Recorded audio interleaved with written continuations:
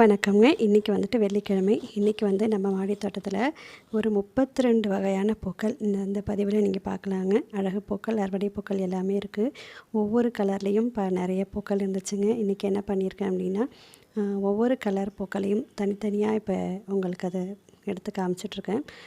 Baby பிங்க்கில், அப்புறம் ரெட்டில், ஒயிட்டில், எல்லோவில் அப்படின்ட்டு ஒவ்வொன்றுலேயும் நிறைய பூக்கள், அதை எல்லாமே இந்த வரிசைப்படுத்தி உங்கள்கிட்ட காமிச்சிட்ருக்கேன்.